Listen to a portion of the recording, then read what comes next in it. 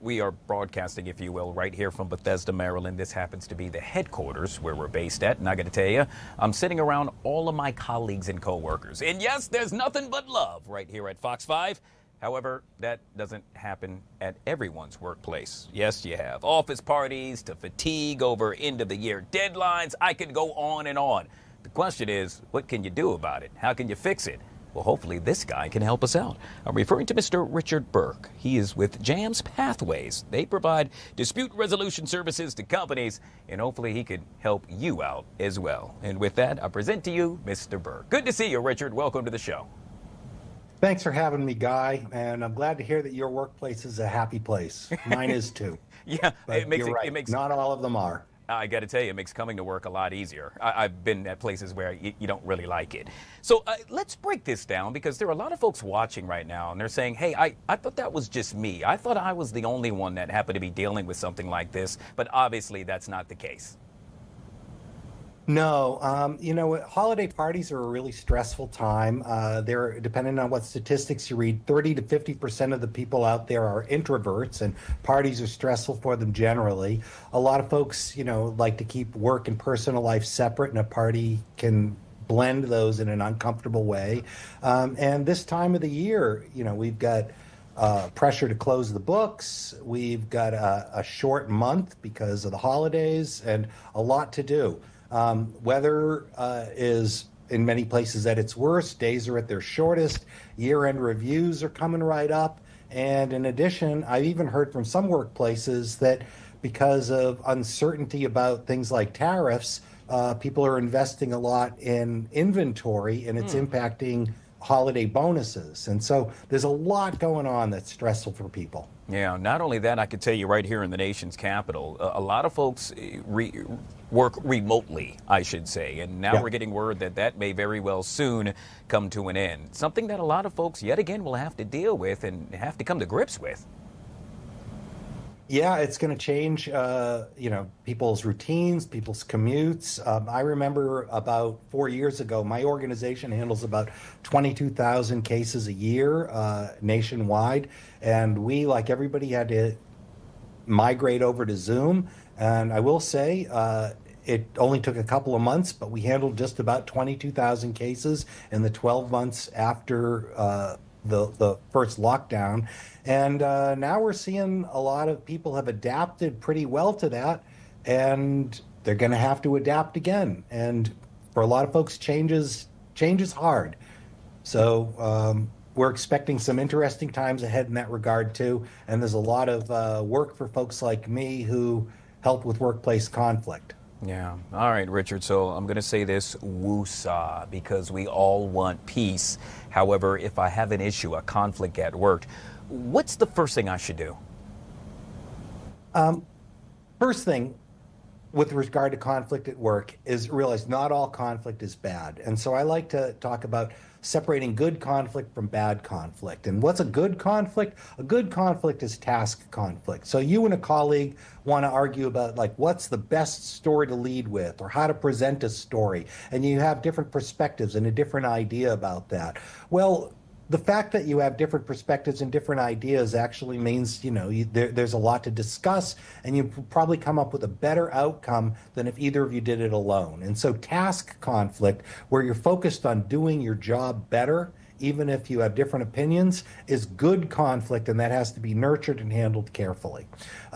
Bad conflict is relationship conflict, where you bring up an idea and one of your colleagues doesn't like the way you said something and doesn't say anything back, but, you know, holds some resentment. And now it starts to turn into a toxic relationship, and communication is problematic. And, you know, so the first thing is recognize there's some good conflict and some bad conflict. So you don't want to just dampen all conflict. You want to nurture task conflict, and you want to deal effectively with relationship conflict. All right, so that's how we handle it with colleagues. Oh, I'm sorry, I didn't mean to cut you off. Please go ahead. No. Well, I was just going to illustrate you were just going to illustrate my next point, which is listen. Replace judgment with curiosity. Ask rather than tell. My favorite 5 magic words when faced with conflict, when somebody says something to me that, you know, gives me a little moment to step back, is to realize I don't understand something, and my 5 magic words are, tell me more about that. That's a big one. People want to be understood. And if you are a good listener and you can polish up your listening skills for at least that moment, that'll often help diffuse conflict. And it'll certainly give you time to do that, that count to 10, intervene in a way that is not just purely reactive. So I think a terrific thing to do when faced with conflict is learn more and listen. I absolutely love that. I got to work on that listening part, Richard. I promise I'm going to do that in the new year. We made mention of colleagues in, let's say, having a conflict with a colleague. But, well, some folks actually have an issue with their supervisor and or their boss. How does one handle that? Well, we're getting into a really interesting topic here about psychological safety at work. And a lot of the work that I do is with leaders to say, how do you create an environment in which people who have ideas or suggestions for change or want to give or receive feedback or just want to feel comfortable in an environment, how do you bring the best out in them at work? And sometimes leaders need to get trained themselves about how to handle the job of managing people.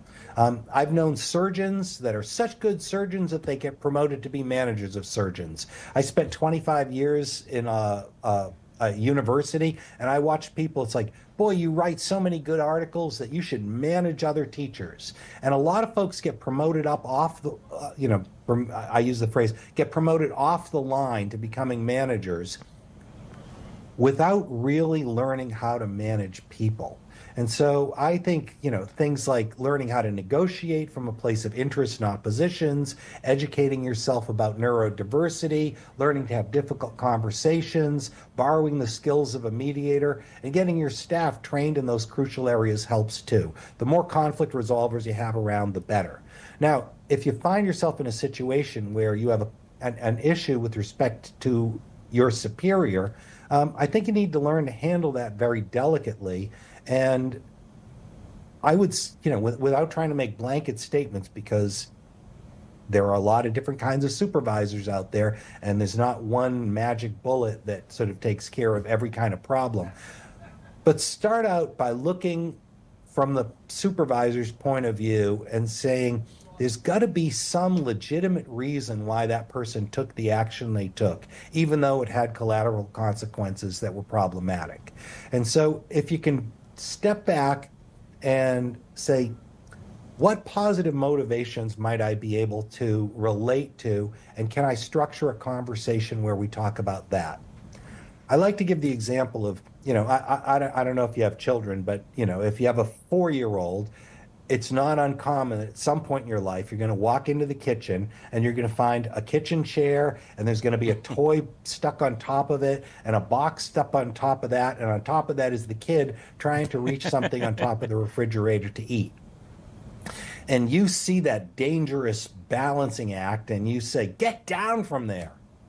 And what your child might hear is, they don't care that I'm hungry. And so often, when someone's taken an action, the thing that they're trying to accomplish might be something you recognize as legitimate. Like, we don't want our kids to go hungry. And so we do care that they eat, but we don't necessarily like the way they're achieving their ends. And so we often just react to the way as opposed to the interest. I absolutely love this, Richard. So your boss who does something that you feel like may be problematic, is trying to achieve something that you might be able to relate to. And so taking a little bit of a step back and seeing, can you understand that underlying interest and engage in a discussion around that? And maybe if you're not sure about what the interest is, that's a great source for asking questions. To say, you did this and I'm sure that something was in your mind to achieve a workplace goal. Can I ask you a little bit more about what you're trying to get accomplished? Because with me on the team helping you, it's more likely that it's going to get accomplished than not. Sure. Wise words by yet again Mr. Richard Burke with JAMS Pathways. Richard, I got to run. Folks that want to find out more information about you, how would one go about to do so? You go to jamspathways.com, spelled just like it sounds, JAMSPATHWAYS, pass my spelling bee.com, and you can learn a lot more about us and the kinds of things that we do. So, thank you, Guy, and I hope that the rest of your holiday season is just terrific and that your workplace remains as peaceful as you described. Very good, and happy holidays to you as well, sir. We'll take a quick break and we'll be right back.